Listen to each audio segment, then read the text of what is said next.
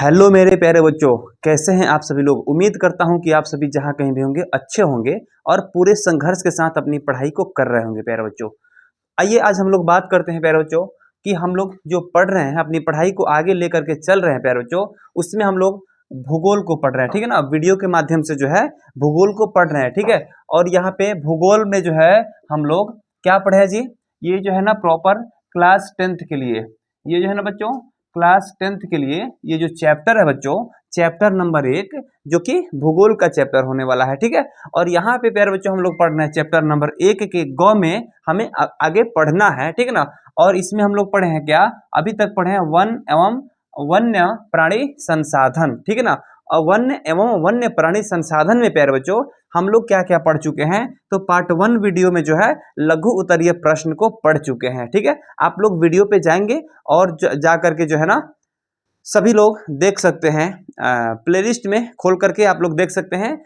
आप लोग को प्लेलिस्ट मिल जाएगा ज्योग्राफी, क्लास 10th ज्योग्राफी 2026 के नाम से, है ना। तो प्यारे बच्चों आइए हम लोग पार्ट 1 को तो पढ़ ही चुके हैं, और पार्ट 1 के बाद हम लोग ये पार्ट 1 में पढ़े हैं क्या बच्चों, तो लघु उत्तरीय प्रश्न को हम लोग पढ़ लिए हैं। और पार्ट 2 वाले वीडियो में जो है हम लोग क्या पढ़े हैं जी, दीर्घ उत्तरीय प्रश्न को पढ़ चुके हैं बच्चों। यानी अब बारी है प्यारे बच्चों ऑब्जेक्टिव की, है ना। अब हम लोग क्या पढ़ेंगे, ऑब्जेक्टिव, यानी कि ऑब्जेक्टिव को हम कहते हैं वस्तुनिष्ठ प्रश्न।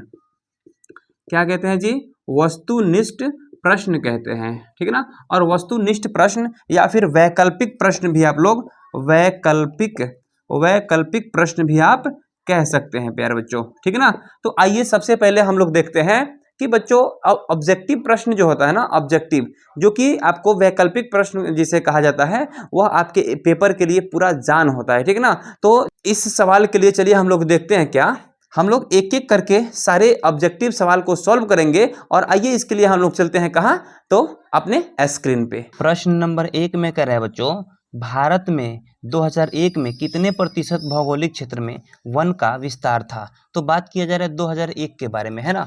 तो 2001 में जो है प्यारे बच्चों वन का विस्तार 19.27 वन का विस्तार था, है ना जी।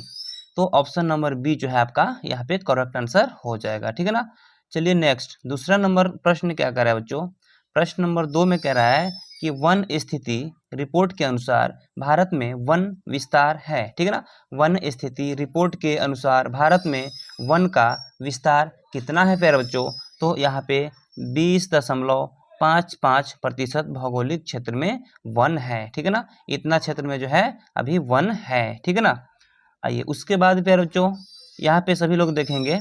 उसके बाद तीसरा नंबर सवाल में क्या कर रहा है, तीसरा नंबर में कह रहा है प्यारे बच्चों बिहार में कितने प्रतिशत भौगोलिक क्षेत्र में वन का फैलाव है। ठीक है, अब बात किया जा रहा है बिहार के बारे में। ठीक है ना, किसके बारे में जी, बिहार के बारे में बात किया जा रहा है। ठीक है ना, तो बिहार में कितने प्रतिशत भौगोलिक क्षेत्र में वन का फैलाव है, तो इसका आंसर हो जाएगा प्यारे बच्चों 7%। केवल और केवल 7% में जो है वन का विस्तार है। ठीक है ना, उसके बाद बच्चों यहाँ पे आप लोग देखेंगे कह रहा है क्या, अगला यानी कि चौथा नंबर सवाल क्या कह रहा है, चौथा नंबर में कह रहा है पूर्वोत्तर राज्यों के 88 आदिवासी जिलों में देश के कुल कितने क्षेत्रफल, कुल क्षेत्र का कितना प्रतिशत वन है। ठीक है ना, तो यहाँ पे जो है कुल क्षेत्र का आपको 60.11, ठीक है ना, 60.11 जो है वन यहाँ पे क्षेत्र, इतना प्रतिशत में जो है वन, इतना प्रतिशत में यानी 60.1111% में जो है वन है। ठीक है, पांचवा नंबर सवाल की बात की जाए बच्चों, तो यहाँ पे कह रहा है क्या, किस राज्य में वन का सबसे अधिक विस्तार है। ये कौन नहीं जानता बच्चों, ये आप लोग बचपन से ही पढ़ते आ रहे हैं। ठीक है ना, ये जो है हमारे मध्य प्रदेश में वन का सबसे अधिक विस्तार है, यानी कि ऑप्शन नंबर सी जो है आपका करेक्ट आंसर हो जाएगा। ठीक है ना, उसके बाद छठा नंबर प्रश्न है बच्चों, यहाँ पे कह रहा है कि वन संरक्षण एवं प्रबंधन की दृष्टि से वनों को वर्गीकृत किया गया है, तो कितने भागों में प्यारे बच्चों, तो यहाँ पे जो है 3 भागों में, 3 वर्गों में, यहाँ पे वर्गो होना चाहिए, है ना, 3 वर्गों में इसे वर्गीकृत किया गया है, यानी कि बांट दिया गया है बच्चों। एक में अगर देखें बच्चों तो आपको हो जाएगा आरक्षित, ठीक है ना जी, आरक्षित हो जाएगा। 2 में देखें प्यारे बच्चों ये आपको क्या हो जाएगा, रक्षित हो जाएगा। क्या हो जाएगा जी, रक्षित हो जाएगा। उसके बाद प्यारे बच्चों 3 में अगर देखा जाए तो आपको हो जाएगा क्या, अवर्गीकृत, ठीक है ना, अवर्गीकृत वन हो जाएगा, जिसको वर्गीकृत किया ही नहीं गया है बच्चों, ठीक है ना। चलिए नेक्स्ट, अगर 7वां नंबर सवाल की बात की जाए प्यारे बच्चों, तो 7वां नंबर सवाल में क्या कह रहा है, कह रहा है कि 1951 से 1980 तक लगभग कितना वर्ग किलोमीटर वन क्षेत्र कृषि भूमि में परिवर्तित हुआ है। यानी कि 1951 से लेकर और 1980 तक कितना भूमि जो है वन क्षेत्र कृषि यानी कि खेत में काम करने के लिए लोग खेत को बना करके और इसमें अनाज उगाना शुरू कर दिए हैं बच्चों, है ना जी। तो प्यारे बच्चों यहाँ पे आप लोग देख पा रहे होंगे कि ये जो है 26,200 वर्ग किलोमीटर है ना जी, कितना 26,200 वर्ग किलोमीटर में, ठीक है ना। चलिए नेक्स्ट, 8वां नंबर सवाल की बात की जाए प्यारे बच्चों, तो यहाँ पे कह रहा है क्या कि संविधान की धारा 21 का संबंध किससे है मेरे प्यारे बच्चों, किससे है आप बताना चाहेंगे क्या। तो प्यारे बच्चों वन्य जीवों तथा प्राकृतिक संसाधनों के संरक्षण से है, ठीक है ना, वन्य जीवों तथा प्राकृतिक संसाधनों के संरक्षण से है, ठीक है ना। चलिए नेक्स्ट, 9वां नंबर सवाल, प्रश्न नंबर 9 क्या कह रहा है बच्चों, यहाँ पे कह रहा है क्या कि एक एनजीओ की वानिकी रिपोर्ट के अनुसार 1948 में विश्व में कितने हेक्टेयर भूमि पर वन का विस्तार था, है ना। तो प्यारे बच्चों यहाँ पे आपको हो जाएगा 4 अरब हेक्टेयर, यानी कि ऑप्शन नंबर बी जो है आपका करेक्ट आंसर हो जाएगा, ठीक है ना। चलिए नेक्स्ट, उसके बाद 10वां नंबर सवाल क्या कर रहा है बच्चों, 10वां नंबर सवाल कह रहा है आपको कि प्राकृतिक संसाधनों के संरक्षण 1968 में कौन सा कन्वेंशन हुआ था, ठीक है। संरक्षण यहाँ पे कर रहा है प्राकृतिक संसाधनों के संरक्षण 1968 में कौन सा कन्वेंशन हुआ था, ठीक है। तो यहाँ पे आप लोग देख पा रहे होंगे कि आप यहाँ पे अफ्रीकी कन्वेंशन, ठीक है, क्या हुआ था जी, अफ्रीकी कन्वेंशन हुआ था, ठीक है ना।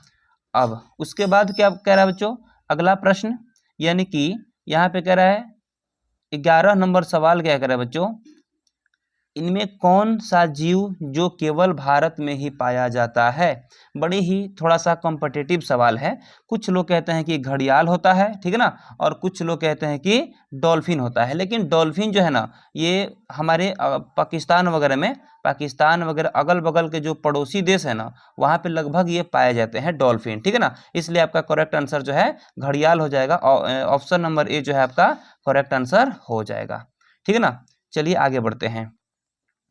उसके बाद है प्यारे बच्चों 12 नंबर सवाल में कह रहा है भारत यहाँ पे कह रहा है कि भारत का राष्ट्रीय पक्षी कौन है। तो ये भी कोई छूटने वाली सवाल है क्या। तो भारत की राष्ट्रीय पक्षी जो है प्यारे बच्चों यहाँ पे हो जाएंगे आपको ऑप्शन नंबर सी, यानी मयूर। मयूर को हम लोग क्या कहते हैं, मोर कहते हैं, ठीक है ना। यानी मयूर बोले या मोर बोले, ठीक है, दोनों जो है आपका सही आंसर हो जाएगा। इसलिए ऑप्शन नंबर सी जो है आपका करेक्ट आंसर हो जाएगा जी, ठीक है ना। चलिए नेक्स्ट, 13 नंबर सवाल में क्या कह रहा है बच्चों, 13 नंबर सवाल में कह रहा है आपको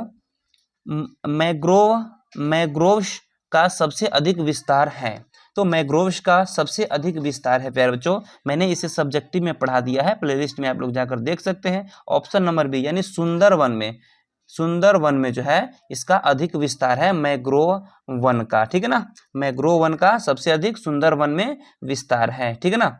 चलिए 14 नंबर सवाल क्या कर रहा है बच्चों, 14 नंबर सवाल में कह रहा है कि टेक्सोल का उपयोग कहाँ होता है। तो टेक्सोल का उपयोग प्यारे बच्चों आप लोगों को कहाँ होता है जी, चीड़, यानी यहाँ पे कैंसर में होता है, ठीक है ना। ये टेक्सोल का एक और नाम है जिसको हम क्या कहते हैं बच्चों, चीड़ कहते हैं, ठीक है। यह एक पेड़ का नाम है जिसका इलाज कैंसर में किया जाता है, अर्थात ऑप्शन नंबर सी जो है आपका करेक्ट आंसर हो जाएगा जी, ठीक है ना बच्चों।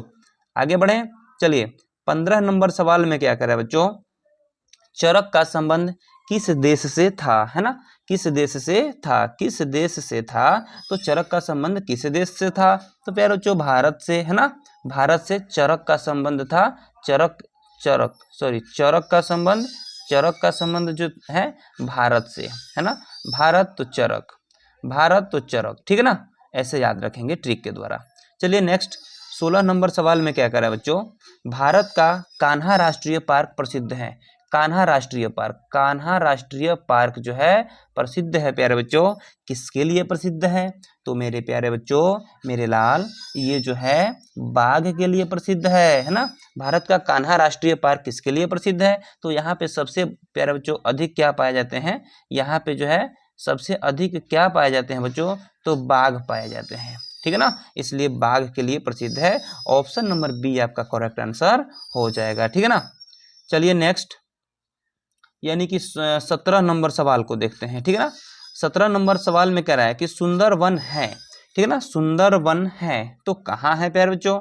सुंदर वन कहाँ है आप लोग बताएंगे। इसको सब्जेक्टिव में मैंने पढ़ा दिया था कि ये जो है पश्चिम बंगाल में है, ठीक है ना। ये कहाँ है प्यारे बच्चों? ये जो है आपको पश्चिम बंगाल में देखने के लिए मिल जाएंगे बच्चों, ठीक है ना। चलिए नेक्स्ट ऑप्शन नंबर बी, इसका ऑप्शन नंबर बी आपका करेक्ट आंसर हो जाएगा, ठीक है। चलिए अब हम लोग बढ़ते हैं आगे, 18 नंबर सवाल को देखते हैं, ठीक है ना। 18 नंबर सवाल में क्या करा बच्चों, निम्न राज्यों में से किसमें किसमें सर्वाधिक वन है? तो प्यारे बच्चों, निम्न राज्यों में अगर देखा जाए तो यहाँ पे मध्य प्रदेश में सबसे अधिक वन है प्यारे बच्चों। और देश की बात की जाए, देश की बात की जाए तो देश में रूस में सबसे अधिक वन है। फिर एक और सवाल बनता है कि अगर भारत के जिला में बोला जाए प्यारे बच्चों तो ये जो है ना कैमूर में, ठीक है ना, कैमूर जिले में सबसे अधिक वन पाए जाते हैं, ठीक है। चलिए उसके बाद 19 नंबर सवाल को देखेंगे।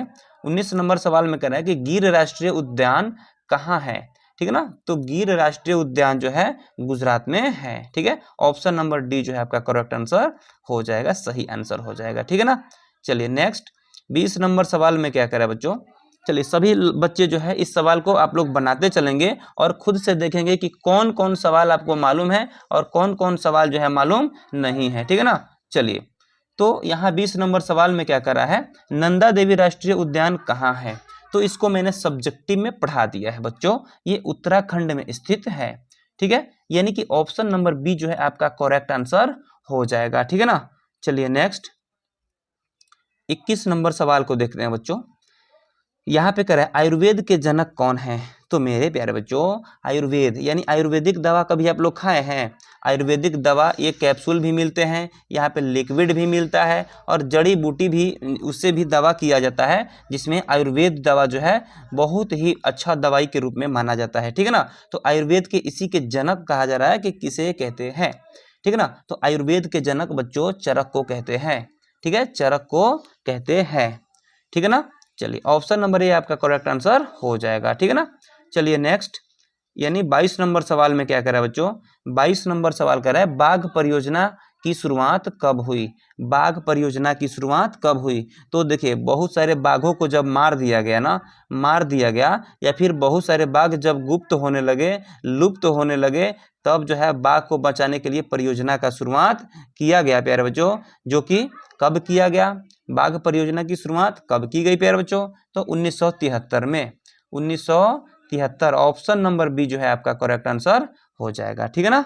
चलिए नेक्स्ट 23 नंबर सवाल में प्रश्न नंबर 23 क्या कह रहा है बच्चों कि काजी, यहाँ पे क्या कर रहा है, काजीरंगा राष्ट्रीय उद्यान कहाँ स्थित है, ठीक है ना। तो काजीरंगा राष्ट्रीय उद्यान जो है प्यारे बच्चों, यहाँ पे आप लोग देख पा रहे होंगे कि असम में स्थित है। ऑप्शन नंबर डी जो है आपका करेक्ट आंसर हो जाएगा। वन उद्यान, राष्ट्रीय उद्यान का मतलब होता है ना कि वहाँ पे एक उद्यान बनाया जाता है जहाँ पे जानवरों को पाला जाता है, जिसको जो है ना राष्ट्रीय कहा जाता है, जो गवर्नमेंट के अपने कवर में होता है, ठीक है। उसके बाद है प्यारे बच्चों 24 नंबर सवाल, ठीक है। आइए 24 नंबर सवाल को देखते हैं। इसमें कह रहा है बच्चों भारतीय वन्य जीव बोर्ड गठन कब हुआ? भारतीय वन्य जीव बोर्ड गठन कब हुआ, यानी भारतीय जीवों पर ध्यान कब से दिया जाने लगा प्यारे बच्चों?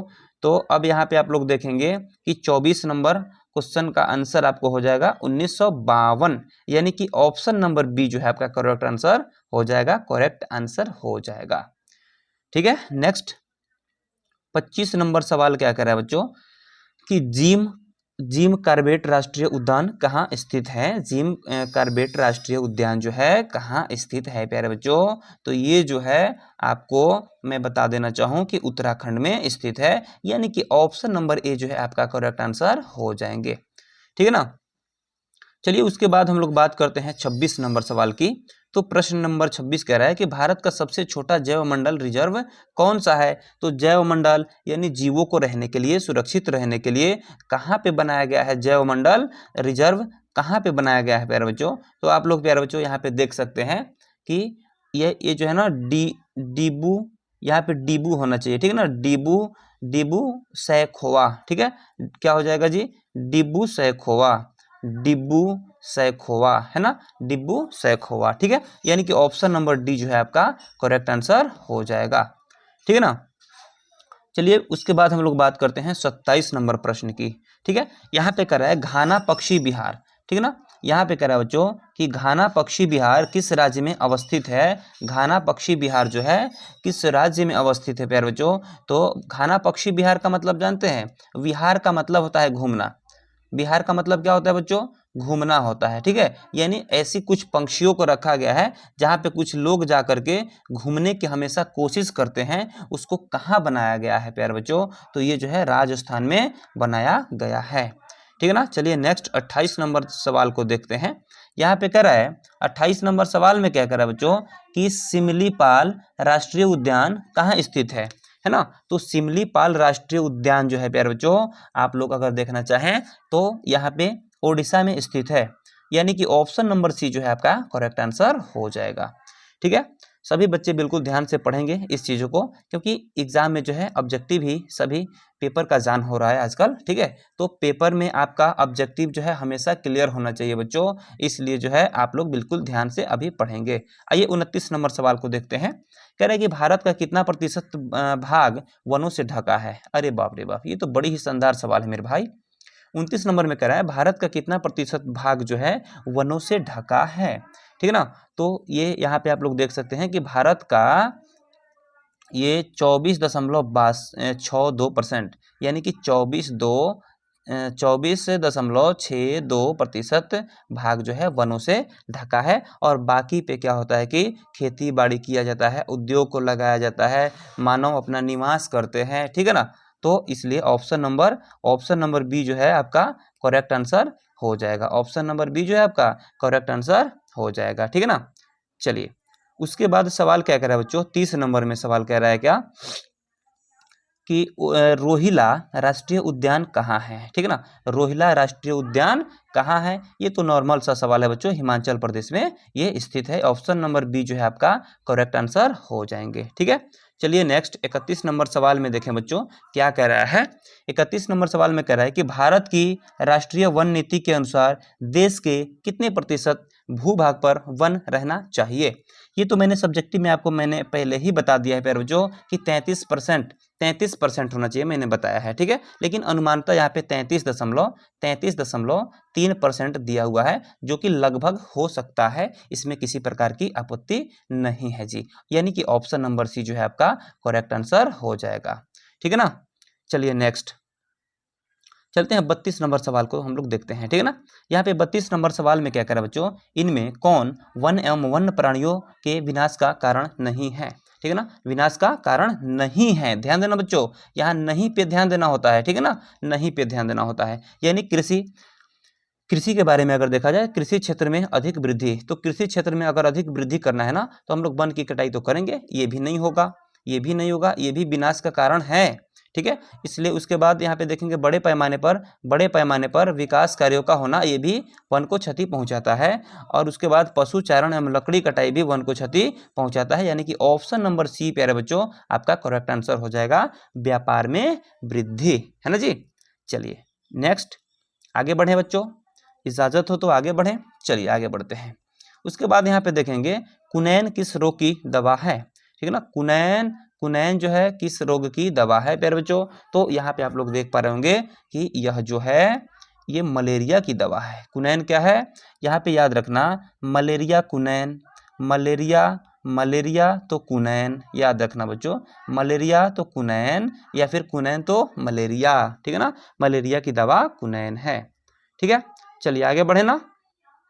चलिए नेक्स्ट अगला सवाल अगर हम लोग देखना चाहे बच्चों, तो यहाँ पे कह रहा है क्या कि भारत की संकटग्रस्त पादप प्रजातियों की एक सूची किस नाम से प्रकाशित की गई, है ना। तो देखिए जितना भी संकट वाला संकटग्रस्त पादप प्रजाति है उसको जो है एक बुक में नोट किया जाता है, एक बुक में नोट किया जाता है प्यारे बच्चों, और उस बुक का हम नाम क्या रखे हैं, तो रेड डाटा बुक, ठीक है ना, रेड डाटा बुक। प्यारे बच्चों ये कहीं कहीं रेड डाटा पुस्तक लिखा हुआ मिलता है, ठीक है ना, तो इससे आप लोग इग्नोर मत करना बच्चों, इसे भी सही हो सकता है, आप लोग सही कर सकते हैं, ठीक है, इसलिए ऑप्शन नंबर ए जो है आपका करेक्ट आंसर हो जाएगा जी। ठीक है, चलिए बढ़ते हैं हम लोग 35 नंबर सवाल को देखते हैं। क्या कह रहा है बच्चों, यहाँ पे कह रहा है भारतीय संविधान की धारा 51 का ए, 51 का क्या कह रहा है बच्चों, 51 का कहीं कहीं ऐसे भी लिखा हुआ मिलता है, ठीक है ना, ए जी का संबंध, ए और जी का संबंध किससे है, ठीक है ना, ए और जी का संबंध किससे है प्यारे बच्चों, तो ये प्राकृतिक संसाधन का संरक्षण से है, यानी कि प्राकृतिक संसाधन के जितने भी संसाधन हैं उसके संरक्षण से यानी उसकी सुरक्षा से है, ठीक है ना। चलिए आगे बढ़े ना। चलिए 36 नंबर सवाल को देखेंगे प्यारे बच्चों, और बिल्कुल प्यार से देखेंगे कि इस सवाल को हमें लग रहा है कि पहले क्लियर कर लिया गया है, चलिए कोई बात नहीं है। तो बोलिए बच्चों क्या होना चाहिए, कमेंट में लिखे बच्चों इस सवाल का आंसर, ठीक है ना। घाना पक्षी बिहार किस राज्य में अवस्थित है, घाना पक्षी बिहार किस राज्य में अवस्थित है, ठीक है ना। तो घाना पक्षी बिहार जो है प्यारे बच्चों, यहाँ पे आप लोग देख पा रहे होंगे कि राजस्थान में स्थित है, इसको मैंने रिपीट किया सवाल को, इसको रिपीट किया, ठीक है, थोड़ा सा फोकस करना, ऑप्शन नंबर डी इसमें करेक्ट आंसर हो जाएगा, ठीक है ना। चलिए नेक्स्ट 37 नंबर सवाल में क्या कह रहा है बच्चों कि कार्बेट राष्ट्रीय उद्यान भारत के किस राज्य में स्थित है, तो ऑप्शन नंबर डी इसका करेक्ट आंसर हो जाएगा उत्तराखंड में, ठीक है ना, उत्तराखंड में, यानी कि ऑप्शन नंबर डी जो है आपका करेक्ट आंसर हो जाएगा, ठीक है ना। चलिए 38 नंबर सवाल में क्या कह रहा है, मानस तथा काजीरंगा अभयारण्य किस राज्य में अवस्थित है, यानी कि स्थित है, ठीक है, ये भी कह सकते हैं, यानी कि मानस तथा काजीरंगा अभयारण्य किस राज्य में स्थित है, तो ये भारतीय राज्य में पूछ रहा है, याद रखना बच्चों, ये भारतीय राज्य में पूछ रहा है, ठीक है ना, तो इसका जो है आंसर हो जाएगा असम, ऑप्शन नंबर ए जो है आपका करेक्ट आंसर हो जाएगा जी, ठीक है ना। चलिए आगे बढ़ते हैं, 39 नंबर सवाल को देखते हैं। कह रहा है क्या, ये भी कोई छूटने वाली सवाल है क्या मेरे बच्चों, 39 नंबर की चिपको आंदोलन कार्यक्रम किसके द्वारा चलाया गया था, तो कोई सुंदर आदमी होगा उसी के द्वारा ही न चलाया गया होगा, ये ट्रिक से याद रखना बच्चों, इसलिए हम कह सकते हैं सुंदर लाल बहुगुणा, यानी कि ऑप्शन नंबर बी जो है आपका करेक्ट आंसर हो जाएगा बच्चों, इसमें किसी प्रकार की दाएं बाएं देखने की आवश्यकता नहीं है। आइए प्यारे बच्चों अगला सवाल यानी कि 40 नंबर सवाल को देखते हैं। यहाँ पे क्या कर रहा है, भारत में घड़ियाल प्रजनन केंद्र कहाँ स्थापित किया गया है, यानी कि घड़ियाल की जो कमी हो रही है बच्चों, घड़ियाल से बहुत सारी बीमारियां कम होती है बच्चों, इसके लिए घड़ियाल को प्रजनन करने की व्यवस्था की गई है, तो वह किस देश में की गई है प्यारे बच्चों, किस देश में की गई, भारत में किस स्थान पर किया गया है बच्चों, ठीक है, तो यहाँ पे इसका आंसर हम लोग लिख सकते हैं मुरैना, और वह कहाँ स्थित है बच्चों, तो यह मध्य प्रदेश में है, ठीक है, यानी कि एमपी में अवस्थित है, ठीक है ना, यानी कि ऑप्शन नंबर ए जो है आपका करेक्ट आंसर हो जाएगा, कोई दिक्कत नहीं होने वाला है, ठीक है ना। चलिए अब हम बात करते हैं 41 नंबर सवाल पे। यहाँ पे क्या कर रहा है, भारत में सफेद बाघ के लिए प्रजनन केंद्र किस राज्य में स्थापित किया गया है। देखिए सफेद बाघ भी जो है ना, सफेद बाघ भी खत्म हो रहे हैं अभी, ठीक है, इसलिए इसको प्रजनित किया जा रहा है, इसके पैदाइश को बढ़ाया जा रहा है, और उसके लिए एक केंद्र बनाया गया है, किस राज्य में स्थापित किया गया है उस केंद्र को बच्चों, प्रजनन केंद्र को किस राज्य में स्थित किया गया है, तो यहाँ पे हो जाएगा ओडिशा में, यानी कि ओडिशा, यानी ऑप्शन नंबर सी जो है आपका करेक्ट आंसर हो जाएगा, कोई दिक्कत नहीं है, ठीक है ना। चलिए नेक्स्ट 42 नंबर प्रश्न क्या कह रहा है बच्चों, यहाँ पे कह रहा है वृक्षों के घनत्व के आधार पर वनों को कितने भाग में बांटा जा सकता है, ठीक है ना। तो प्यारे बच्चों, इसके बारे में मैंने बड़ी ही सुंदर से आप लोगों को सब्जेक्टिव में पढ़ाया है। आप लोग प्लेलिस्ट में जाएंगे, प्लेलिस्ट में जाएंगे बच्चों, आपको देखने के लिए मिल जाएगा प्यारे बच्चों, ठीक है ना। इसको जो है हम लोग 5 भागों में बांटकर पढ़ते हैं। अब कहेंगे बच्चों 1 नंबर में क्या होना चाहिए, 2 नंबर में क्या होना चाहिए, 3 नंबर में क्या होना चाहिए, और 4 और 5 में क्या होना चाहिए प्यारे बच्चों। तो आप लोग यहाँ पे देख सकते हैं, ठीक है ना, कि नंबर 1 में हो जाएगा सघन वन, ठीक है, अत्यंत सघन, सॉरी अत्यंत सघन। पहला में क्या लिखे थे, अत्यंत सघन, और दूसरा में बताया है प्यारे बच्चों मैंने केवल सघन हो जाएगा, ठीक है ना, सघन हो जाएगा। उसके बाद आपको मैंने बताया है ये खुला, ठीक है ना, खुला वन बताया है। उसके बाद यहाँ पे मैंने बताया है ये खुला के बाद में झाड़ी वाला वन, ठीक है ना, झाड़ी वाला वन, और लास्ट में जो है मैंग्रोव वन के बारे में मैंने आपको बताया है। आप लोग सब्जेक्टिव में जाकर इससे देख सकते हैं, इसलिए ऑप्शन नंबर सी जो है इसका इसमें आपको करेक्ट आंसर हो जाएंगे, ठीक है ना। चलिए नेक्स्ट अगला सवाल को देखते हैं, यानी 43 नंबर सवाल को देखें बच्चों। तो कह रहा है वन विकास में भारत का विश्व में कौन सा स्थान है। यानी वन जो है ना लगातार लग रहे हैं, लगातार लगने में हमारा देश का कौन सा स्थान है प्यारे बच्चों। तो आप लोग कह सकते हैं कि दूसरा स्थान है। तो फिर आपके जेहन में एक और सवाल खोल रहा होगा, तो पहला नंबर पे कौन है। तो मेरे प्यारे बच्चों, मेरे लाल, यहाँ पे जो है ना ये चीन हो जाएंगे, ठीक है ना, ये चीन हो जाएंगे प्यारे बच्चों, ठीक है ना। नेक्स्ट आगे बढ़े, चलिए आगे बढ़ते हैं। 44 नंबर सवाल में क्या कह रहा है बच्चों कि आम और केला का उद्भव किस देश में हुआ, किस देश में हुआ। चलिए बहुत ही इंटरेस्टिंग सवाल है बच्चों। आप लोग जो है बताएंगे ऑप्शन नंबर ए होगा, या फिर ए होगा, या फिर बी होगा, सी होगा, या फिर डी होगा बच्चों। तो प्यारे बच्चों देखिए यहाँ पे कह रहा है ना कि किस देश में। आम है, देखिए बड़ी ही मीठा फल है मेरे लाल, और उसके बाद प्यारे बच्चों केला भी बड़ी ही सुंदर सा फल है। तो ये कहाँ उद्गम होना चाहिए, इस ससुरा चीन, ये इधर चीन में भी नहीं होना चाहिए, अमेरिका में भी नहीं होनी चाहिए, और इंग्लैंड में भी नहीं होनी चाहिए, यानी हमारे भारत में इसका उद्गम हुआ था, ठीक है ना, यानी भारत में इसका उद्गम हुआ था, ठीक है ना। चलिए उसके बाद यहाँ पे प्यारे बच्चों सवाल है 45 नंबर प्रश्न क्या कर रहा है, जैव मंडल रिजर्व क्षेत्र की संख्या कितनी है। यानी जैव मंडल रिजर्व की क्षेत्र की जो संख्या है, अगर हमारे एनसीईआरटी बुक के हिसाब से देखा जाए ना बच्चों, तो उसमें पुराना हो गया बुक जिसमें 14 दिया है, लेकिन अगर वर्तमान में कहा जाए बच्चों, वर्तमान में अगर कह दिया जाए ना, तो उसमें कितना हो जाएगा बच्चों। तो वर्तमान में जो है आपको ऑप्शन नंबर क्या हो जाएगा, ऑप्शन नंबर आपको क्या हो जाएगा जी, डी हो जाएगा, ठीक है। सॉरी यहाँ से देखते हैं थोड़ा सा, डी में क्या होना चाहिए, तो यहाँ पे 18 होना चाहिए, ठीक है, 18 होना चाहिए। तो जैव मंडल रिजर्व की संख्या जो है अभी 18 हो गई है, लेकिन एनसीईआरटी के हिसाब में से अगर पूछा जाए बच्चों, तो केवल 14 ही दिया हुआ है, ठीक है ना। तो एनसीईआरटी के हिसाब से आप लोग 14 लिख सकते हैं, और वर्तमान में अगर पूछता है तो 18 लिख सकते हैं मेरे बच्चे, कोई दिक्कत नहीं होना चाहिए, ठीक है ना। चलिए नेक्स्ट आगे बढ़े ना बच्चों। चलिए 46 नंबर प्रश्न में क्या कह रहा है बच्चों कि भारत को कितने वनस्पति क्षेत्र में बांट सकते हैं। यानी कि कितने वनस्पति क्षेत्र है मेरे भारत में, ठीक है ना। तो यहाँ पे वनस्पति क्षेत्र की बात की जाए, यहाँ पे वनस्पति क्षेत्र की बात की जाए प्यारे बच्चों, तो आप लोग यहाँ पे देख सकते हैं कि हम लोग भारत को 8 वनस्पति क्षेत्र में हम लोग बांट सकते हैं, 8 वनस्पति क्षेत्र में बांटे हुए हैं। ऑप्शन नंबर डी जो है आपका करेक्ट आंसर हो जाएगा जी, ठीक है ना। चलिए नेक्स्ट यानी कि 47 नंबर सवाल को हम लोग देखेंगे। कह रहा है कांवर झील कहाँ है। तो मेरे प्यारे बच्चों, ये सभी कॉम्पिटिटिव बच्चों के लिए भी पूछा जाता है सवाल, और ये 8वीं वर्ग में भी, ये सोशल साइंस में कोई बुक है उसमें बताया गया है कि कांवर झील कहाँ है मेरे प्यारे बच्चों। तो ये बेगूसराय में स्थित है। ऑप्शन नंबर ए आपका करेक्ट आंसर हो जाएगा, ठीक है ना। चलिए नेक्स्ट प्यारे बच्चों यहाँ पे देखेंगे आरक्षित एवं रक्षित वन सबसे अधिक कहाँ हैं। तो प्यारे बच्चों आरक्षित एवं रक्षित वन सबसे अधिक की बात की जाए प्यारे बच्चों, तो ये मध्य प्रदेश में। और सबसे अधिक वन कहाँ है, सबसे अधिक वन कहाँ है बच्चों, तो ये भी हो जाएगा मध्य प्रदेश में ही, ठीक है। आरक्षित और यहाँ पे देखेंगे आरक्षित एवं रक्षित वन सबसे अधिक कहाँ, तो मध्य प्रदेश। सबसे अधिक वन कहाँ, तो मध्य प्रदेश। क्लियर है, ऑप्शन नंबर ए जो है आपका करेक्ट आंसर इसमें हो जाएगा, ठीक है। चलिए नेक्स्ट प्यारे बच्चों यहाँ पे देखेंगे 49 नंबर सवाल में क्या कर रहा है कि वन के विस्तार के नज़रिए से भारत का विश्व में कौन सा स्थान है?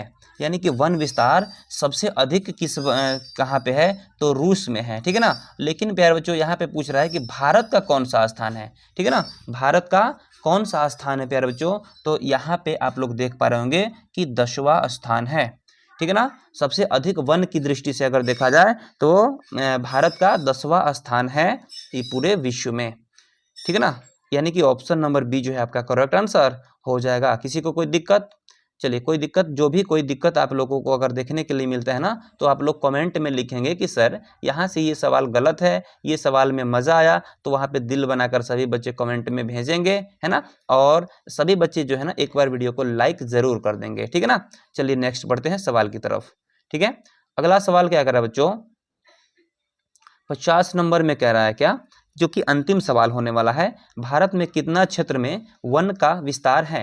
तो इससे प्यारे बच्चों मैंने सब्जेक्टिव में बड़ी ही सुंदर से पढ़ाया है, जा करके आप लोग प्ले लिस्ट में सब्जेक्टिव को देख सकते हैं प्यारे बच्चों, ठीक है ना।